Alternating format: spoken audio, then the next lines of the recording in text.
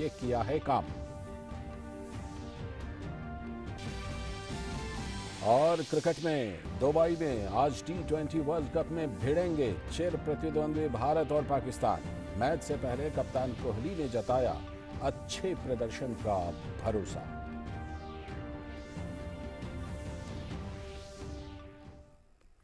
नमस्कार, हिंदी समाचारों की इस बुलेटिन में आप सभी का स्वागत है। आप देख रहे हैं DD न्यूज, मैं हूं लाल चंद्र सिंह। देखते हैं खबरों को विस्तार से।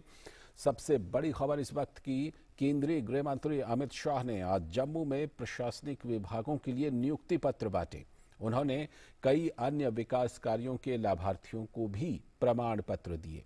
इस अवसर पर उपराज्यपाल मनोज सिन्हा, केंद्रीय मंत्री जितेंद्र सिंह और केंद्रीय शिक्षा मंत्री धर्मेंद्र प्रधान भी मौजूद थे।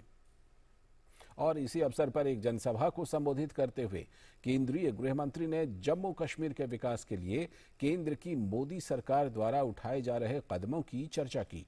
उन्होंने विकास कार्यों में हुई प्रगति और निवेश का उल्लेख किया।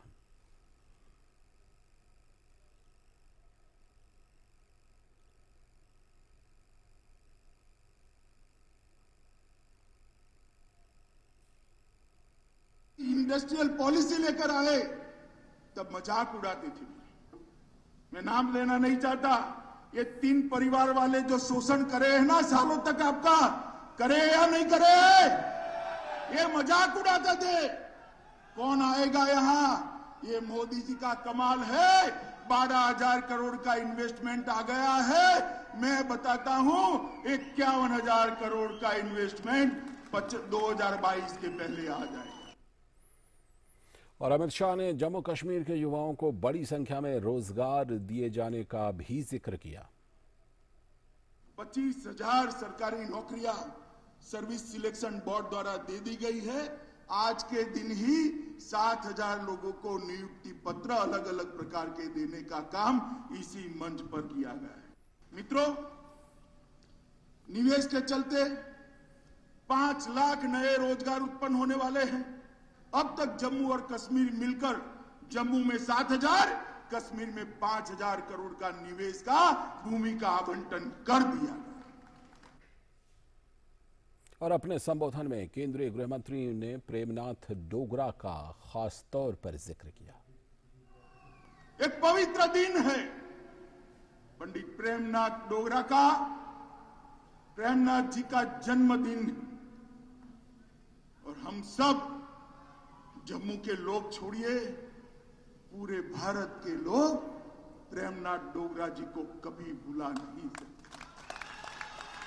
ये वो महान शख्सियत थी जिसने प्रजा परिषद की स्थापना कर श्यामा प्रसाद जी के साथ एक देश में 2 निशान, 2 विधान, 2 प्रधान नहीं चलेंगे, नहीं चलेंगे का नारा दिया।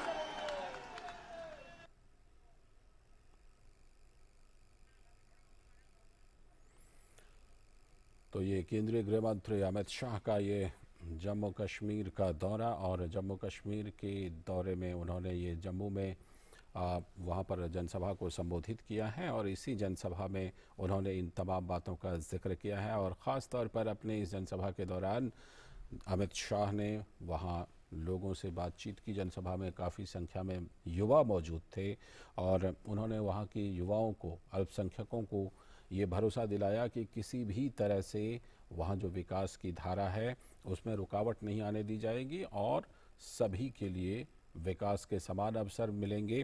और जिनको आज तक जो जम्मू कश्मीर में हाशिए पर रहे हैं उनको बराबर के अधिकार दिए जाएंगे और इसके लिए आरक्षण का लाभ जिनको नहीं मिला है उनको भी आरक्षण का लाभ दिया जा रहा है।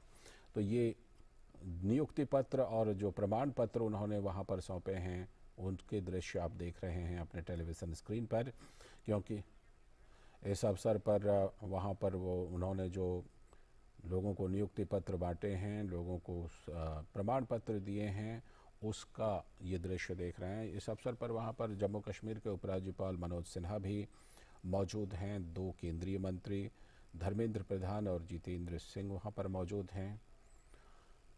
और उपराज्यपाल मनोज सिन्हा ने खास तौर पर जो कुछ बदलाव आया है राज्य में 370 अनुच्छेद को हटाने के बाद जो विकास की धारा बही है उसका जिक्र किया।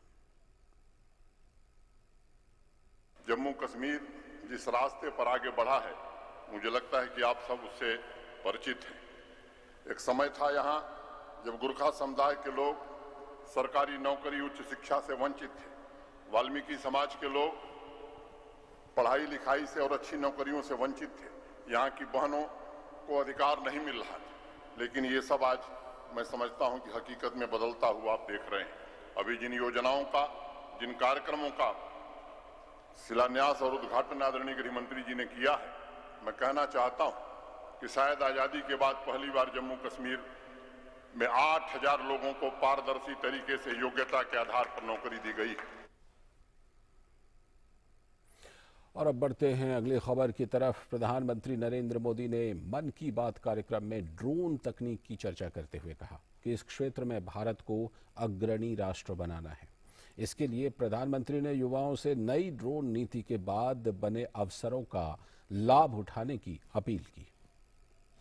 देश के विकास में नई तकनीक अहम भूमिका निभा रही है। इसी कड़ी में ड्रोन तकनीक देश में अनेक संभावनाओं को लेकर आ रही है। प्रधानमंत्री नरेंद्र मोदी ने मन की बात कार्यक्रम में ड्रोन तकनीक की चर्चा करते हुए कहा कि देश में इसकी मदद से जमीनों का डिजिटल रिकॉर्ड, खेतों में यूरिया छिड़काव, दूर दराज के इलाकों में कोरोना वैक्सीन पहुंचाने में मदद मिल रही है। प्रधानमंत्री ने उम्मीद जताई कि आने वाले समय में ये तकनीक कानून व्यवस्था और निर्माण कार्य की निगरानी सहित काफी मामलों में उपयोगी साबित होगी। भारत दुनिया के उन पहले देशों में से है जो ड्रोन की मदद से अपने गांव में जमीन के डिजिटल रिकॉर्ड तैयार कर रहा है। भारत ड्रोन का इस्तेमाल ट्रांसपोर्टेशन के लिए करने पर बहुत व्यापक तरीके से काम कर रहा है। चाहे गांव में खेतीबाड़ी हो या घर पर सामान की डिलीवरी हो, आपातकाल में मदद पहुंचानी हो या कानून व्यवस्था की निगरानी हो, बहुत समय नहीं है जब हम देखेंगे कि ड्रोन हमारी इन सब जरूरतों के लिए तैनात हो। प्रधानमंत्री मोदी ने नई ड्रोन तकनीक का जिक्र करते हुए कहा कि इसके तहत ड्रोन के उपयोग के लिए नीतियों को काफी सरल और भविष्य की आवश्यकता के अनुसार बनाया गया है, जिससे आम नागरिकों को किसी तरह की दिक्कत न हो। इस साल 25 अगस्त को देश एक नई ड्रोन नीति लेकर आया।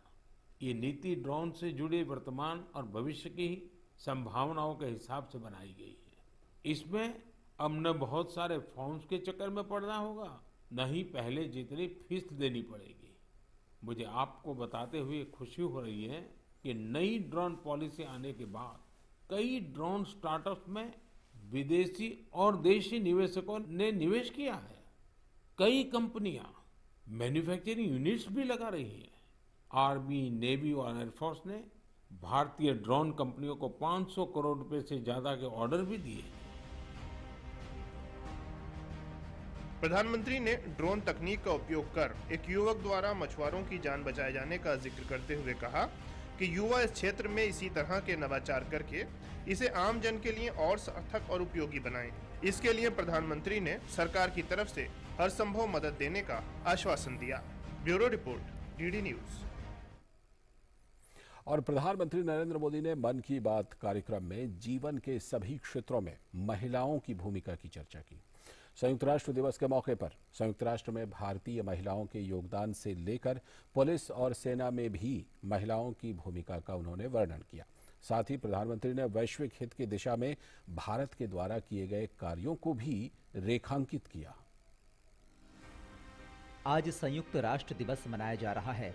संयुक्त राष्ट्र के गठन के समय से ही इसके प्रभाव को बढ़ाने में भारतीय महिलाओं के योगदान का जिक्र करते हुए प्रधानमंत्री नरेंद्र मोदी ने कहा कि भारत की महिलाओं ने संयुक्त राष्ट्र में शुरू से ही भारतीय परंपरा के अनुसार लैंगिक समानता पर जोर दिया। साथ ही प्रधानमंत्री ने विजय लक्ष्मी पंडित के संयुक्त राष्ट्र